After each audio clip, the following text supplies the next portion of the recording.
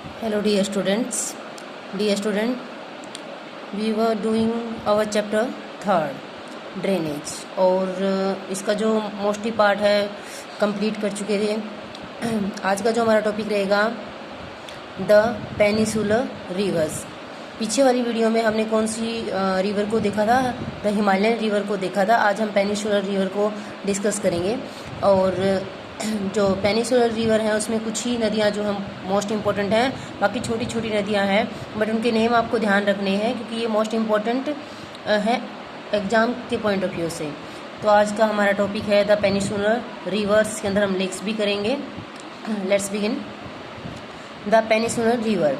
तो इसके अंदर आप मेन कौन कौन सी रिवर करेंगे? तो नर्मदा रिवर को करेंगे, दूसरी जो है तापी नदी जो है उसके बेसिन को करेंगे, गोदावरी है, महानदी है, कृष्णा है, ये सारी नदियाँ आज हम करने वाले हैं। ठीक है, तो पेनिसुलर रिवर के बारे में सबसे पहले तो हमें ये पता होना चाहिए कि कौन से एरिया से निकलती है या पेनिसुलर रिवर इनको क्यों कहा जाता है। तो सीधी सी बात है, हमारा जो पेनिसुलर है मतलब जो हमारा प्लेटू है, डेक्कन प्लेटू है, वहाँ से ये नदियाँ अमर्ज करती हैं। जैसे वेस्टर्न घाट से हो गई और मोस्टली जो रिवर्स हैं वो वेस्टर्न घाट से निकल कर वो जो हमारा ईस्टर्न घाट है उसकी तरफ बहती हैं और बे ऑफ बंगाल में गिर जाती हैं। नर्मदा और तापी नदी जो है वो ईस्ट जो हमारी बीच वाला जो पार्ट है हमारा, अमरकंटक की पहाड़ियाँ हैं और सतपुड़ा जो रेंज है, पर्वत है, जो सेकंड चैप्टर में आप पढ़ चुके हैं, वहाँ से निकलकर ये अरेबियन सी में गिर जाती हैं। तो मेजर रिवर कौन कौन सी है हमारी?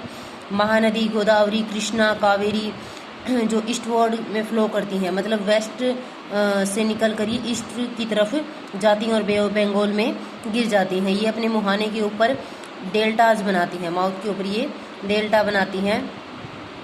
देर are numerous small streams flowing west to the Western Ghat, the Narmada, the Tapi. ठीक है, नर्मदा, तापी, साबरमती, बहुत सारी नदियाँ ऐसी हैं जो इसके अंदर गिरती हैं, अरेबियन सी के अंदर गिरती हैं। और नर्मदा और तापी जो नदी है वो एस्चुरीज का निर्माण करती है। What do you mean by estuaries? तो आपको पहले एक बार शायद पीछे वाले चैप्टर में भी ये वर्ड आया है। तो एस्चुरीज क्या होती है?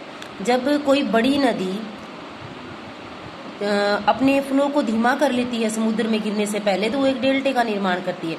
लेकिन जब कोई नदी फ्लो उसका धीमा नहीं होता है और बड़ी तेजी से जब वो समुद्र में मिल जाती है, अपने साथ लाए हुए निक्षेप को वो समुद्र के किनारे पर नहीं छोड़ती है, वहाँ डिपॉजिट नहीं करती है, बल्कि उनको साथ लेकर समुद्र में विलीन हो जाती है और ऐसी नदियों के अंदर एस्चुरीज का निर्माण होता है। आई होप आप समझ गए होंगे।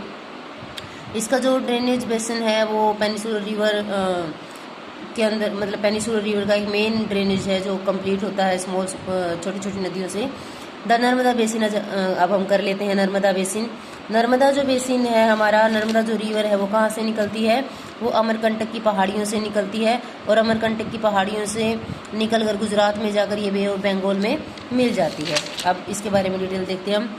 अमरकंटक की हिल से निकलती है मध्य प्रदेश से और ये वेस्ट की तरफ बहती है, रिफ्ट वैली का निर्माण करती है, नदी घाटी, ये रिफ्ट घाटी का निर्माण करती है ड्यू टू फोल्टिंग। ठीक है, on its way to the, faulting का मतलब क्या होता है? जब आपस में टकराती हैं दो चीज़ें और उसके बाद ये फोल्टिंग होती है। On its way to the sea, sea की तरफ ही जाते हुए नर्मदा जो है वो बहुत ही अच्छी लोकेशन बनाती, मतलब बहुत ही सुंदर दृश्य बनाती है। मार्बल रॉक्स, जबलपुर की अगर हम बात करें तो नर्मदा वहाँ से फ्लो करती है, एक बहुत बड़ा गोर्ज बनाती है। गोर्ज क्या होता है? जब रॉक्स को काट कर बीच में से पानी रास्ता बना लेता है उसे हम जो गोर्ज कहते हैं, जैसे पर्वतों को काट कर बनाता है। और इसके ऊपर धौलाधर फॉल है और यहाँ पर जो रिवर है नर्मदा जो रिवर वो प्लंज करती है और मतलब रॉक्स के ऊपर से छलांग लगाती है, मतलब एकदम ऊंचाई रॉक्स आने पर पानी एकदम ऊपर उठता है क्योंकि इसकी स्पीड जो होती है वो तेज़ होती है। चीज़ हम पहले ही समझ चुके हैं, इसी कारण तो ये एस्चुरीज बनाती है। तो ये रॉक के ऊपर से छलांग लगाती है और आगे जाकर मतलब आगे जाकर ये बे ऑफ बंगाल में गिर जाती है। इसकी जो ट्रिब्यूटरीज हैं वो जो इसको ज्वाइन करती है वो इसको मोस्टली राइट एंगल के ऊपर ही ज्वाइन करती है और इसके साथ बेसिन बनाती हुई गुजरात से होती हुई चली जाती हैं बे ऑफ बंगाल में। अब हमारी जो नेक्स्ट नदी है वो तापी नदी है, इसको ताप्ती भी बोलते हैं।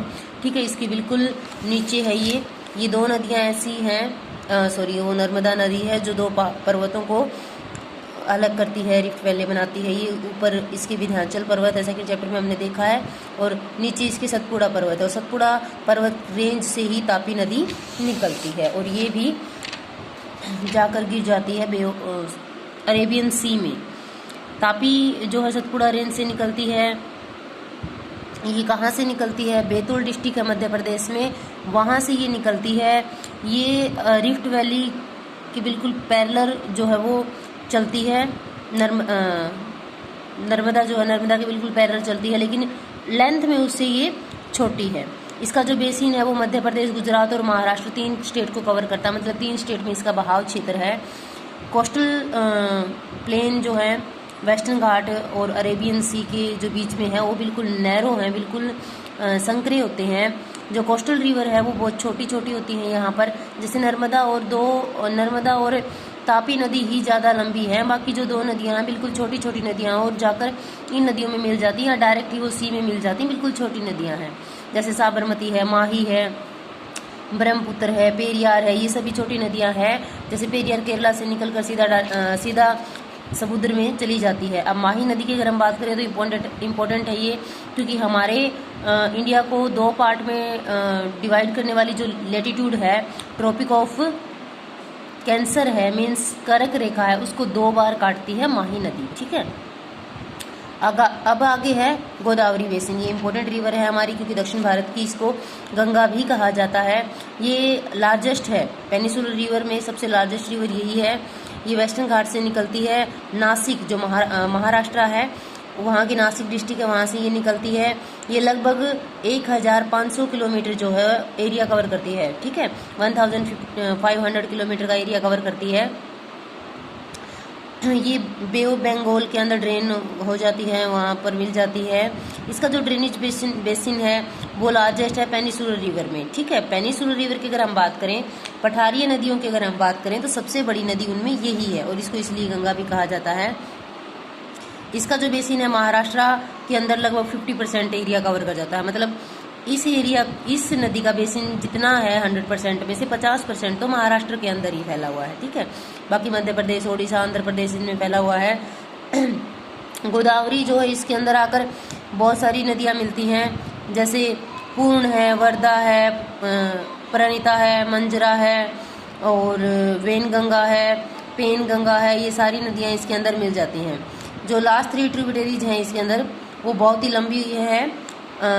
इनकी जो लेंथ है बहुत सारा एरिया कवर करती है, इसीलिए इसको दक्षिण गंगा कहा जाता है।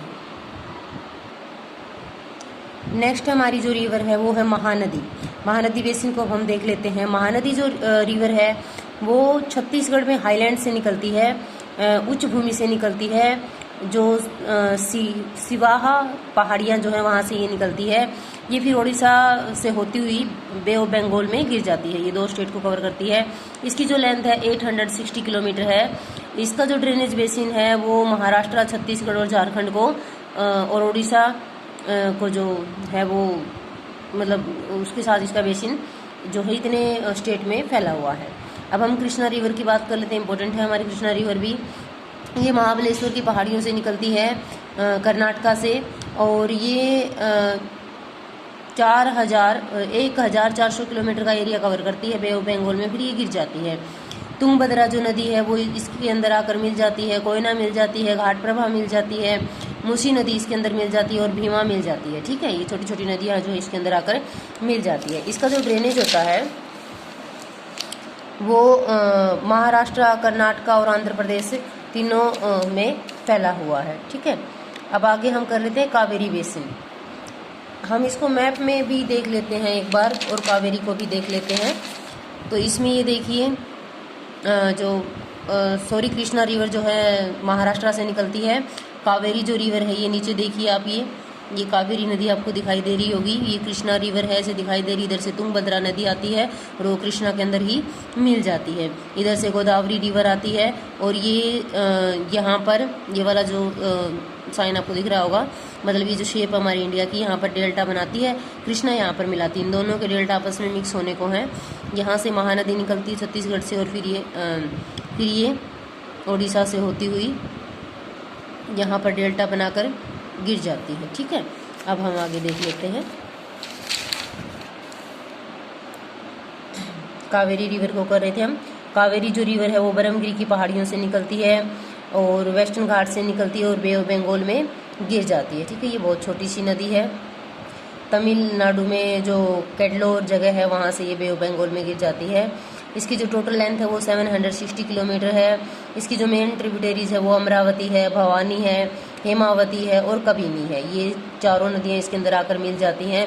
इसका जो बेसिन है वो कर्नाटका, केरला और तमिलनाडु 3 स्टेट को कवर करता है। कावेरी नदी के ऊपर हमारे इंडिया का सेकंड हाईएस्ट वाटरफॉल है।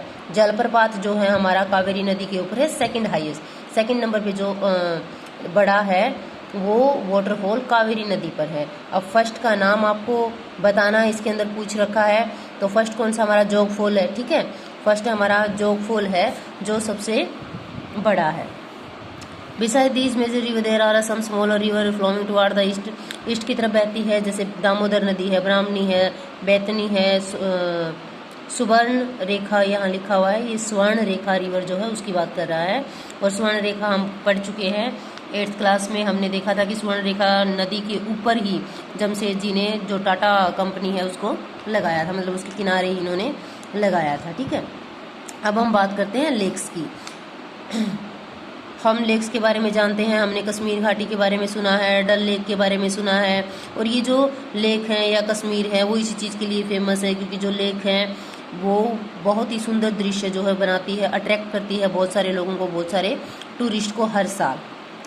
और आपने इसके अलावा और भी बहुत सारी चीज़ें, बहुत सारी ऐसी जगह देखी होंगी, ऐसी लेक देखी होंगी जहाँ टूरिस्ट बहुत ज़्यादा जाते हैं, बोटिंग करते हैं, स्विमिंग करते हैं और भी वाटर गेम्स खेलते हैं। जैसे श्रीनगर में श्रीनगर और नैनीताल और बाकी जो जगह है वहाँ लेक नहीं होती, तो इमेजिन करके देखो कि वहाँ टूरिस्ट जाते या नहीं जाते। आप अपने इलाके में भी ये चीज़ें सोच कर देख सकते हो कि लेक नहीं है तो कोई घूमने आता भी नहीं होगा। ठीक है, तो क्या मतलब ये जो सारी चीज़ें हैं ये इम्पोर्टेंट होती है टूरिस्ट के लिए। हाँ, लेक जो होती हैं बहुत ही इम्पोर्टेंट होती है टूरिस्ट के लिए।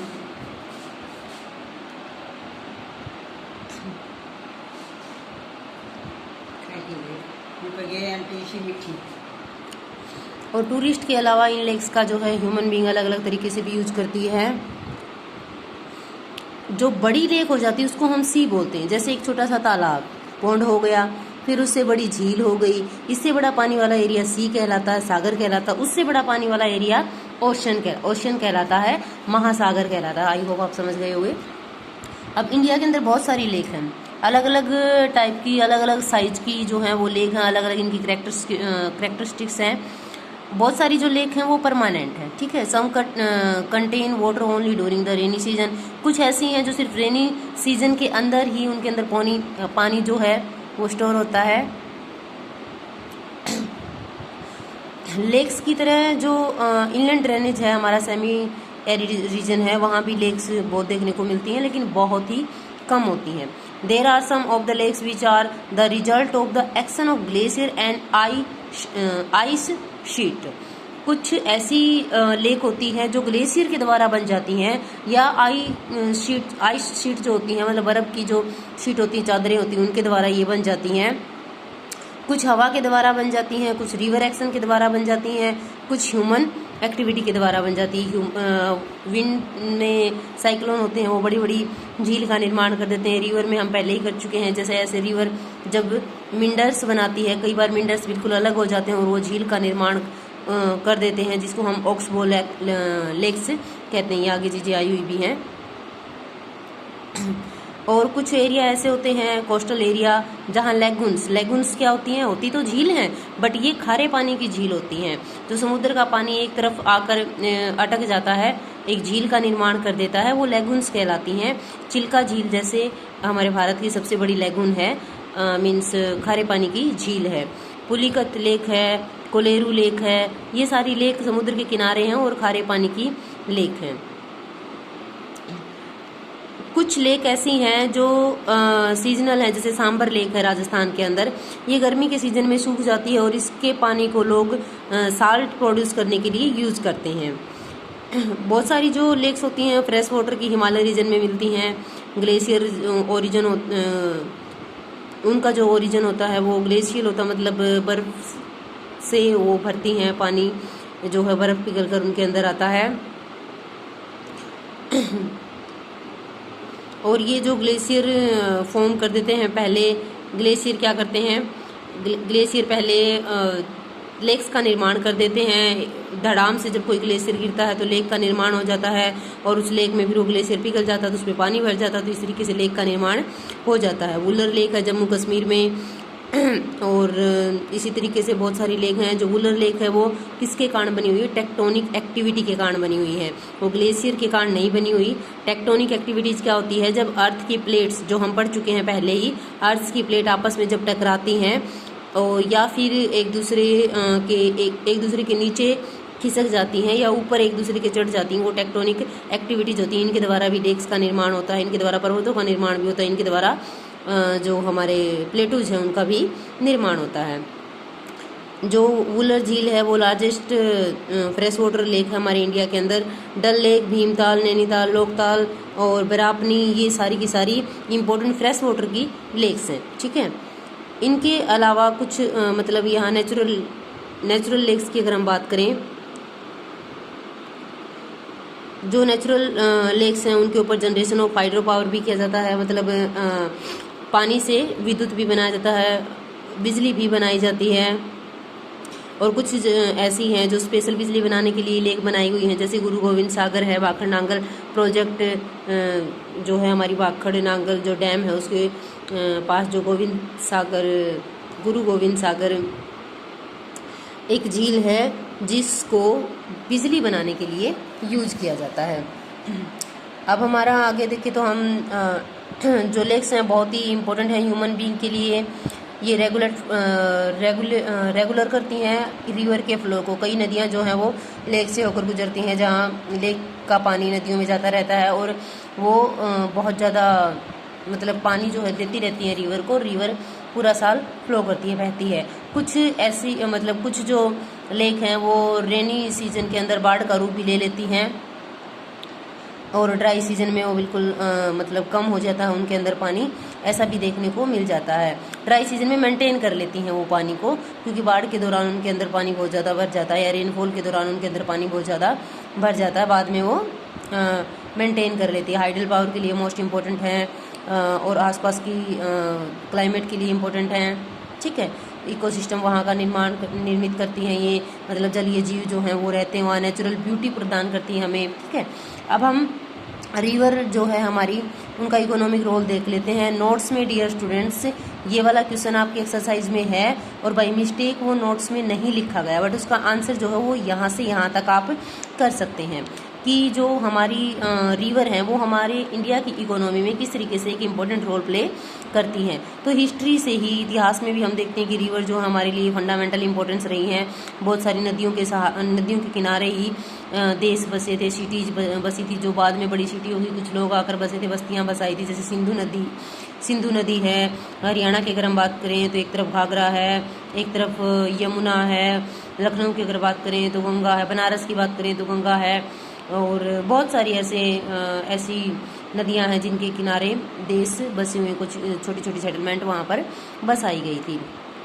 अब हम देखें तो यूजिंग रिवर फॉर इरिगेशन, हम इरिगेशन के लिए प्रयोग करते हैं। नेविगेशन के लिए, नेविगेशन क्या होता है, समुद्री इलाकों में जब जो हमारे नेवी के जवान होते हैं वो मतलब हमारे देश की रक्षा करते हैं वहाँ से। दूसरी बात, नेविगेशन किस लिए यूज किया जाता है, समुद्री सामान को एक जगह से समुद्री व्यापार के लिए यूज किया जाता है।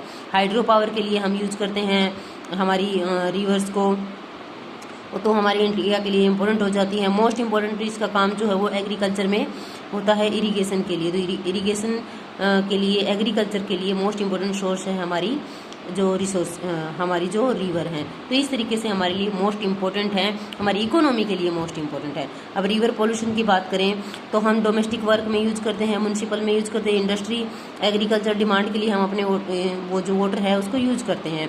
और इसके कारण जो हमारा नेचुरल जो हमारी रिवर हैं उनके ऊपर इफेक्ट पड़ गया, उनकी क्वालिटी पर, उनके पानी पर इफेक्ट पड़ गया, मीन्स पानी पोल्यूट हो गया है। As a result more and more water is being drained out of a river reduced their volume. ठीक है, बहुत ज़्यादा पानी हम अपनी रिवर से यूज करते हैं। और दूसरी तरफ अगर हम देखें तो बहुत ज़्यादा अनट्रीटेड जो वाटर होता है, सीवेज का है या बाकी और इंडस्ट्री जो है उनका जो बचा हुआ वेस्ट है वो सब रिवर में बहा दिया जाता है, जिसके कारण रिवर के पानी की क्वालिटी है वो डिस्ट्रॉय हो जाती है, क्वालिटी अच्छी नहीं रहती है, सेल्फ क्लीनिंग कैपेसिटी है रिवर की वो भी घट जाती है। एग्जांपल के तौर पर एडिक्वेट जो स्ट्रीम फ्लो है वो भी घट जाता है। गंगा वाटर की अगर हम बात करें तो बुरी तरीके से बुरी तरीके से प्रदूषित हो चुका है। 20 किलोमीटर का एरिया तो ऐसा है गंगा का जो बहुत ही प्रदूषित पानी जिसके अंदर हो चुका है। ये यूपी के अंदर है, कानपुर के आसपास का इलाका जो है वहाँ बहुत गंदा पानी गंगा का हो चुका है। और गंगा के अंदर जो डॉल्फिन है वो विलुप्त होने को है इसी कारण से, क्योंकि गंगा का पानी जो है वो खराब हो गया है। और इनके किनारे जो अर्बनाइजेशन है, इंडस्ट्रियलाइजेशन है वो बहुत ज़्यादा उत्पन्न होने के कारण जो पोल्यूशन है वो लेवल वो भी बढ़ गया है, क्योंकि इंडस्ट्री जो अपना वेस्ट इसके अंदर कर देती है। अगर शहर बसेंगे तो अपना कचरा वगैरह है वो भी नदियों के अंदर ही बहा देते हैं, जिसके कारण नदियों का पानी खराब हो जाता है। तो इस तरीके से पॉल्यूशन बढ़ने के कारण सरकार ने कुछ प्लान भी चलाए हुए, जैसे हमने पीछे ही पढ़ा था। सॉरी, आपकी पुरानी बुक है ये, तो पुरानी बुक में ये चीज़ें दी नहीं हुई है, लेकिन नई बुक में दोनों ही प्रोग्राम दिए हुए हैं। जो नमामि गंगे हम पढ़ते हैं, गंगा को साफ करने के लिए जो प्रोग्राम चलाया गया था वो भी इसके अंदर बताया हुआ है। 2015 में जो चलाया गया था, उसके बाद एक नमामि नर्मदे प्रोग्राम भी चलाया गया नर्मदा को साफ करने के लिए। तो बहुत सारे प्लान जो है नदियों को साफ करने के लिए चलाए गए हैं सरकार के द्वारा। अब हमारा ऊपर का जो पोर्शन है, national river conservation plan NRCP, the activity of Ganga action plan. ठीक है, यहाँ गंगा एक्शन प्लान के बारे में दिया हुआ है। GAP फेज 1 दिया हुआ है, इनिशिएटेड इन 1985। स्टार्टिंग की अगर हम बात करें तो 1985 में ये प्लान चलाया गया था। वर डिक्लेयर्ड क्लोज ऑन 31 मार्च 2000। ठीक है, the steering committee of the national river conservation authority reviewed the progress of the GAP and necessary correction on the basis of lessons learned and experience gained from GAP phase 1। देखो इसमें दोबारा जो 2000 में एक बैठक हुई जिसके अंदर ये पाया गया, रिव्यू किया गया कि GAP फेज 1 से हमें कितना फ़ायदा हुआ और इसमें किस तरीके से बदलाव करने की ज़रूरत है। तो डियर स्टूडेंट, इसको आपको रीड करने की ज़रूरत है कि गंगा एक्शन प्लान जो है GAP है वो कैसे आगे बढ़ता गया, किस तरीके से इसके अंदर बदलाव होते गए, कितनी इसके अंदर स्कीम आती गई और कैसे गंगा को साफ करने के लिए प्रोग्राम चलते रहे। तो डियर स्टूडेंट्स, आपका चैप्टर कंप्लीट होता है। आई होप आपको अच्छे से समझ में आ गया होगा। इस चैप्टर को आप डिटेल में पढ़ें। मैंने कई बार बोला है कि 9th की SS इतनी इम्पोर्टेंट है कि इतनी किसी और क्लास की भी नहीं मिलती है, क्योंकि बहुत ज़्यादा नॉलेज आपकी बुक्स में मिलती हैं। ठीक है, बहुत इंपॉर्टेंट है आपके फ्यूचर के लिए भी। अभी अपना चैप्टर कंप्लीट हो गया है, आगे जो देखते हैं हम इसी बुक को स्टार्ट रखते हैं या न्यू बुक स्टार्ट करते हैं हाफ सिलेबस के बाद। अभी इसको आप अच्छे से रीड कर लेना। और एक इन्फॉर्मेशन मैं आपको देना चाहती हूँ कि आपका फिजिकल और SS दोनों ही सब्जेक्ट का टेस्ट होने वाला है। डेट और टाइम मैं आपको बता दूंगी। बिल्कुल शॉर्ट से शॉर्ट क्वेश्चन जो है 1 मार्क्स या 2 मार्क्स के क्वेश्चन है वो आपसे पूछे जाएंगे और उन्हीं का आंसर आपको देना, और बिल्कुल डीपली पूछे जाएंगे। आप ये बिल्कुल भी मत सोचना कि कोई हेल्प बुक या एक्सरसाइज के क्वेश्चन होंगे, बिल्कुल भी नहीं। बिल्कुल डीपली आपसे चैप्टर में से ही पूछे जाएंगे। Good bye.